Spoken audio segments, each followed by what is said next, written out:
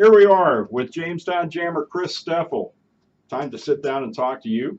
We haven't had a chance to do that yet. Want to get you out there on YouTube with the rest of your teammates. You're from Floral Park. You're headed to St. John's University. And I guess the first question in my mind, you just graduated high school. So have you been on campus at St. John's? I have. It's really nice there. Great facilities. Getting a new field. So I'm excited. I bet you are. Talk about the decision process that you went through to decide on St. John's. Was it proximity to where you lived? Did that play a role in your decision? Yeah, that was a big role. I was looking into mostly local schools. Just wanted to stay somewhere near home, and they were close, and they were good at baseball, so Yeah. no-brainer. Okay, excellent. You came here. Talk about the process that brought you here, because you weren't here at the beginning of the season. I remember the Sunday that your dad came with you, and it wasn't much longer after that you were playing. Talk about finding out about the Jammers. I was placed on the team by Coach Mascara from St. John's.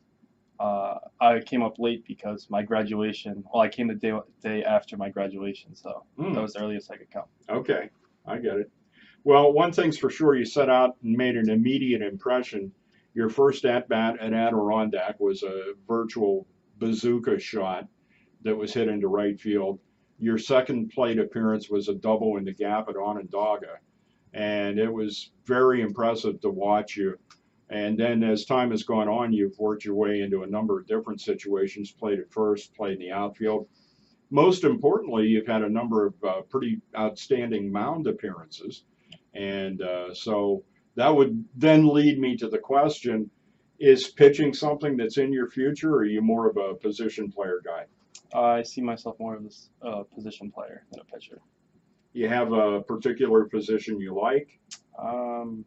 No particular position. Maybe first, outfield, anywhere. Okay. All right. Yeah, you got your start in left field the other night here as we're recording, and not that you had a lot of activity, but at least you got the feel for what it's like to be out there. And it changes. One of the things about this league is as you move from stadium to stadium, the lights are always different as far as heights and things like that. So at least you got a taste of what Elmira was like last night.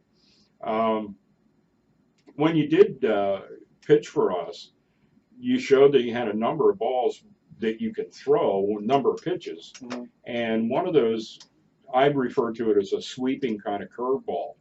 And for someone that's not interested in doing pitching, how'd you come up with that? Is that just something you did over the years? Or? I didn't start throwing curveballs probably like 11th grade, 12th grade. So a high school coach told me how to throw it. Big loopy curveball. Yeah. Just got it over. Yeah. It's effective. Put in the right position, and as long as you don't hang it, it's a good pitch, no doubt. Talk about the going back into your early years in baseball, your youth baseball. When did you get started? Probably around 11 or 12. I played Little League maybe 1 or 2 years, and then went into travel ball after that.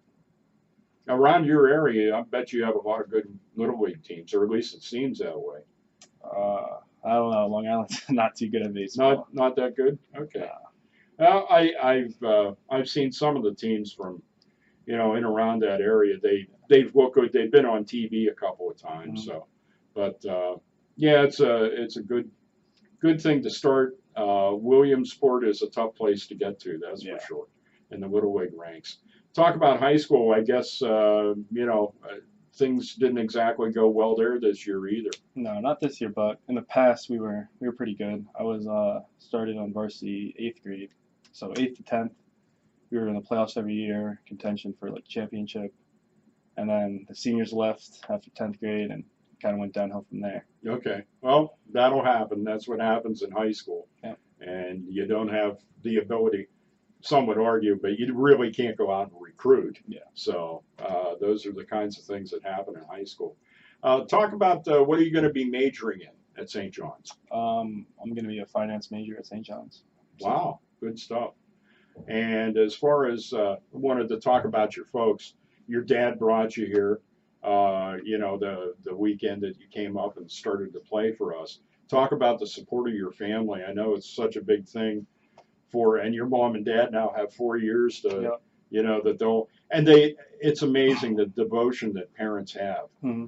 to their daughters and sons when they're an athlete is amazing. Talk about how they've supported you so far. So my dad has been, for baseball, has been the biggest support for me. My mom's more schoolwork and staying on top of Okay. me for that, but my dad comes to all the games, drives me all the practices. So, and he tries to coach me every once in a while too. No, I'm sure he does.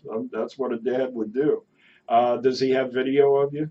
I don't think so. Okay, all right. We were talking with Chris Estrada earlier this year, and he was telling us how his dad has like every recordable media, you know, back in the days of video cassettes, and then moving on to the discs, and then moving on to sticks to record on, and it's just amazing to hear that. But that's an example of how parents are such a big part of it. And I know you got good support at your end too. Yep. Well, best of luck the rest of the season. Thanks for taking the time to talk. All right, thank you. Thanks, Chris. Yep.